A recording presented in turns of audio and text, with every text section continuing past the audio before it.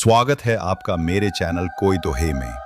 यहाँ हर कहानी एक राज है और हर सन्नाटा किसी की आहट छुपाए बैठा है। रोशनी बंद कर लीजिए क्योंकि अब जो सुनेंगे वो सिर्फ कहानी नहीं, आपके साथ कुछ होगा भी। हर हफ्ते एक नई दहशत। सब्सक्राइब करिए अगर अब भी लग रहा है कि आप अकेले हैं। तो दोस्तों, आइए काली पहाड़ी की चुड़ैल का दूसरा भाग शुरू करते हैं। डर खत्म नहीं होता बुन, वो सिर्फ रूप बदलता है। सूरजपुर गांव की शांत शाम में हालांकि हवा न थी, पर पेड़ों की पत्तियां जैसे यूं हिल रही हों किसी अदृश्य प्रकोप से। मीरा स्कूल की क्लासरूम में आखिरी घंटे की घंटी का इंतजार कर रही थी। आरव पीछे खड़े थे। दोनों लंबे अंतराल के बाद एक साथ थे, लेकिन शायद अब सब कुछ बदल चुका था। मीरा ने एक अनूठी जगह देखी। जमीन नीली सी, आसमान उल्टा, और एक लड़की काली आंखों में हयाले कल्पनाओं का राग लिए। उसने मीरा को पुकारा, तू मुझे भूली क्यों? मीरा चौंक उठी। उस आवाज में कहीं भूली हुई पहचान थी, मानो चंदारवती की आत्मा थी, लेकिन मासूम और अकेली। किसी ने पहले नहीं समझा था कि ये सिर्फ सपनों की उपज नहीं, ये सपनों की हदें अब टूट चुकी थीं। पिछले साल से सुरक्षा व्यवस्था वापस पहले जैसी थी, लेकिन गांव में कुछ चुप्पा बदलाव थे। झील के पास अजीब गुर्राहटें सुनी गईं। बिजली की बत्ती अचानक बुझी और गांव के एक एक बच्चा नींद में चल पड़ा। मीरा ने आरव से कहा, कुछ गलत है अरु। आरव चुप था, क्योंकि उसे भी वही डर था कि चंदारवती या उसकी कोई अगली रूह वापस आ चुकी है। 2 दिन पहले स्कूल में एक अनचाहा मेहमान आया। अनन्या, गहरे काले बाल, शर्मीली मगर आंखें, मानो किसी दूर दराज की गहरी जगह से आई हों। उसने हाथ में एक पुराना नोटबुक पकड़ा था, जिसमें वो अनियमित तरीके से कुछ लिखी थी। मैं अब सपने बनाना सीख रही हूं। मीरा ने किताब ली और पढ़ा। मैं सपनों की आधी इंसान हूं, परछाई की पूरी इंसान हूं। कोई सीमा अब नहीं, बच्चे एक दूसरे से कहने लगे। रात में मैं उस जगह गया। वो आ रही थी, पर मैं डर गया। माँ ने कहा कि सच्चाई सपनों से बाहर निकल रही है। मीरा नहीं चाहती थी कि गांव डूब जाए डर में। मीरा और आरव गांव के सबसे पुराने वाचक संतोष बाबा के पास गए। बाबा की झुर्रियों में समय के पाठ की गूंज थी। उन्होंने बताया, 5 साल पहले जब चंदारवती की आत्मा को आराम मिला था, तब हमने पुरानी पोथियां जला दी थी, पर परछाई को नहीं मिटा पाए। वो बीज उन परंपराओं में गुम था जिन्हें हमने कभी जला दिया था। बहुत पहले सूरजपुर अपने आप में एक तांत्रिक केंद्र था, जहां स्वप्नों को नियंत्रित करने की परंपरा थी। लेकिन चंदारवती के समय में वहां तकनीक और आत्मशक्ति का संगम हुआ और प्रयोग निकले जीत के बजाय विनाश।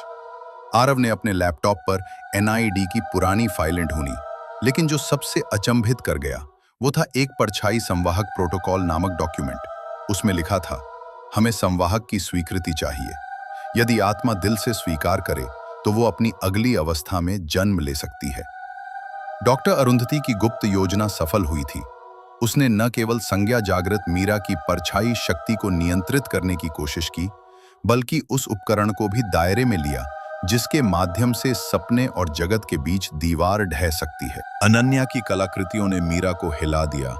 एक चित्र जिसे उसने अपने सपने के आधार पर बनाया, पुश्तैनी मंदिर, नीचे बिछा राख और एक आकृति जो बिल्कुल एक बच्चे जैसी थी, लेकिन उसकी आंखें, वो आंखें सिर्फ सपना नहीं, हकीकत थीं।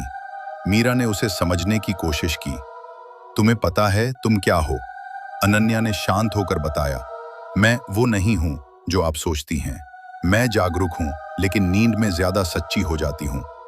जहां तक मीरा समझी, वो सिर्फ मासूम हो सकती है, लेकिन शायद वो अगला परछाई का अंश है। अगली रात हर घर में घड़ी उल्टी चलने लगी। बच्चे जगाने की दहशत में बोल पड़े और झील किनारे अजीब चुप्पी फैली हुई थी। मीरा ने महसूस किया कि यह सिर्फ मानसिक भ्रम नहीं, सपने गांव में नियम बदल रहे हैं। उसने आरव से कहा, हमें अब उसे रचना को पहचानना होगा, उसे लड़ना नहीं समझना होगा। पर आरव भिड़ने के लिए तैयार था, क्योंकि बीज को रोकने का समय घट रहा था। मीरा अपने कमरे में बैठी थी, अनन्या की बनाई एक तस्वीर को बार बार घूरते हुए। उसमें एक लड़की उल्टे पेड़ से लटक रही थी। उसकी आंखें काली और मुस्कुराहट डरावनी थी। नीचे लिखा था, मुझे नींद नहीं आती, लेकिन सपने फिर भी आते हैं। मीरा को अचानक कुछ याद आया। रचना, चंदारवती की बेटी जो जन्म से पहले ही मर गई थी। इतिहास में कोई जिक्र नहीं, पर एक प्राचीन किताब स्वप्न योगिनी में एक पंक्ति थी, अगर रचना पुनः जन्मे तो वो न आत्मा होगी न शरीर, वो सिर्फ स्वप्न होगी। क्या अनन्या ही रचना है? मीरा और आरव अब ये समझ चुके थे कि अनन्या में कुछ ऐसा था जो बाकी बच्चों से अलग था। मीरा ने उससे पूछा, तू क्या देखती है सोते वक्त? अनन्या ने हल्की सी मुस्कुराहट के साथ जवाब दिया, मैं तो तब देखती हूं जब सब जागते हैं। डॉक्टर सेन का अनुसंधान अब भी मीरा के दिमाग में घूम रहा था। आरव और मीरा ने खुद पर लूसिड ड्रीम तकनीक आजमाने का फैसला किया, जहां दोनों एक साथ एक ही स्वप्न में प्रवेश कर सकते थे। वो जब स्वप्न लोक में पहुंचे, वहां एक मंदिर था, पर वो जमीन पर नहीं, हवा में तैर रहा था। मंदिर के चारों ओर नुकीली छायाएं थीं और एक सिंहासन जिस पर बैठी थी रचना, वही अनन्या की शक्ल में, पर बहुत बड़ी और विकृत। तुम मुझे मारना चाहते हो? उसने कहा। नहीं, मीरा ने कहा, हम तुम्हें समझना चाहते हैं। रचना हंसी। समझो तो सही, मैं डर नहीं हूं, मैं तो इंसानों के झूठ से जन्मी एक सच्चाई हूं। एक दरवाजा खुलता है। रचना उन्हें एक दरवाजे के पास ले गई, जिस पर लिखा था, जहां सपना नहीं मरता, वहां डर हमेशा जीवित रहता है। मीरा जैसे ही अंदर जाती है, एक औरत की चीख सुनाई देती है। वो चंदारवती की आवाज थी, जलती हुई चीख, गुस्से और बेबसी से भरी हुई। रचना कहती है, ये मेरी माँ थी, वो तुमसे माफी नहीं मांगती, वो तुम्हें नया रूप देना चाहती है। आरव को एक कॉल आता है, डॉक्टर अरुंधति ने उसे बुलाया है। वो अब NIID की गुप्त शाखा में है, जहां परछाई लोक को वैज्ञानिक दृष्टि से परखा जा रहा है। वहां आरव को एक बच्चा दिखाया गया, जो नींद में खुद से बातें करता है और जब जागता है तो दूसरों के सपनों को पूरा कर सकता है। उसका नाम भी रचना ही था। क्या तुम समझते हो अब? डॉक्टर अरुंधति बोली। परछाई कोई एक नहीं होती, ये चेतना की कई शाखाएं हैं। चंदारवती ने बीज बो दिया था, अब हमें सिर्फ उसे नियंत्रित करना है। आरव हिल गया। ये सिर्फ एक आत्मा की कहानी नहीं थी, ये एक वैज्ञानिक प्रोजेक्ट बन चुका था। डॉक्टर अरुंधति का असली उद्देश्य था डर को एक ऊर्जा स्रोत बनाना, ताकि हम नींदों को नियंत्रित कर सकें। उधर मीरा अब हर रात नींद में बोलने लगी थी, पर उसकी आवाज अब उसकी नहीं थी। मैं रचना नहीं, लेकिन मैं उसकी वारिस हूं। वो दीवारों पर उल्टी भाषा में कुछ लिखने लगी। शीशे चटकने लगे। एक बार तो उसने अनजाने में एक बच्चे का सपना छू लिया और अगली सुबह वो बच्चा बिस्तर से नहीं उठा। मीरा अब दो रूपों में जी रही थी, इंसान और परछाई। तू इंसान थी या स्वप्न? मीरा अब एक सीमा रेखा पर खड़ी थी, नींद और जागृति के बीच, चेतना और परछाई के बीच। उसके हाथ अपने ऊपर से गुजरते तो धुआं सा महसूस होता। बच्चों के सपनों में वो स्वयं आने लगी थी, एक काली परछाई जो चुपचाप कोने में खड़ी रहती थी। आरव को समझ आ गया, मीरा अब अपने आप को खो रही है।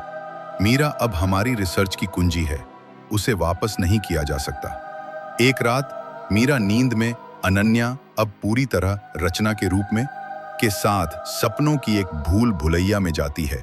वहां वे दोनों एक मंदिर के नीचे पहुंचती हैं। वहां एक और मीरा खड़ी होती है, मगर उसकी आंखें खाली और आवाज मशीनी थी। रचना कहती है, ये तुम्हारा अंश नहीं है, ये तुम्हारा नियंत्रण है जो तुमने खो दिया है। मीरा रोती है, मैं थक चुकी हूं, डरते हुए जीते जीते अब खुद से डरने लगी हूं। रचना उसका हाथ पकड़ती है और कहती है, डर को जीतने की कोशिश छोड़ दो, उससे दोस्ती करो, तभी तुम मुझे समझोगी। आरव अब नाइट की गहराइयों में पहुंच चुका था। वहां उसने देखा कि वैज्ञानिक लोगों के सपनों को प्रयोगशाला में रिकॉर्ड कर रहे हैं, उनके डर को कैप्चर कर मशीनों में भर रहे हैं। डॉक्टर अरुंधति ने स्पष्ट कहा, हम अब सपनों की चेतना से वास्तविकता में नई ऊर्जा बना रहे हैं। परछाई कोई अभिशाप नहीं, वो हमारा भविष्य है। आरव ने जान लिया, ये अब सिर्फ मीरा की लड़ाई नहीं है, ये इंसानियत बनाम नियंत्रण की लड़ाई है। मीरा अपनी अंतिम यात्रा पर निकलती है। वो सपनों के उस शिखर पर जाती है जहां चंदारवती की असली चेतना बंधी हुई है। वहां वो पाती है एक पुराना जला हुआ कमल और चंदारवती एक अधजली काया के रूप में बैठी है। उसकी आंखों से धुआं नहीं, पछतावा निकलता है। चंदारवती कहती है, तू अगर मुझे समझती तो मैं डर नहीं बनती। मैं बस अपनी बेटी को बचाना चाहती थी और अब वो तू है। मीरा पहली बार डर को गले लगाती है। वो चंदारवती की तरफ हाथ बढ़ाती है और उसी पल पूरा स्वप्न लोक कांप उठता है। नीयद अब रचना अनन्या को पकड़ने की कोशिश करता है, लेकिन वो सपने में खुद को एक विशाल छाया में बदल लेती है। मशीनें फटने लगती हैं, वैज्ञानिक भागते हैं, अरुंधति बुरी तरह घायल हो जाती हैं। रचना मीरा से कहती है, मैं वापस नहीं जा सकती माँ, मैं डर बन चुकी हूँ। मीरा कहती है, तो डर को छुपाओ मत, उसे जमीन पर लाओ। मीरा और रचना एक साथ अग्निवृत्त में प्रवेश करती हैं। मीरा अपनी चेतना से रचना को वो स्मृति देती है, झूले की, किताबों की, ग्रीष्म की चुप दोपहरों की और उस पीपल के पेड़ की जहां सबने सपने देखे थे। रचना का चेहरा बदलता है, एक बार फिर वो बच्ची बन जाती है। डॉक्टर अरुंधति गायब हैं, शायद किसी दूसरे आयाम में। मीरा अब पूरी तरह मीरा है, पर उसकी आंखों में एक गहराई है जो पहले कभी नहीं थी। वो बच्चों को अब एक नया पाठ पढ़ाती है। डर तुम्हारा शत्रु नहीं, वो तुम्हारे भीतर का वो हिस्सा है जिसे गले लगाना बाकी है।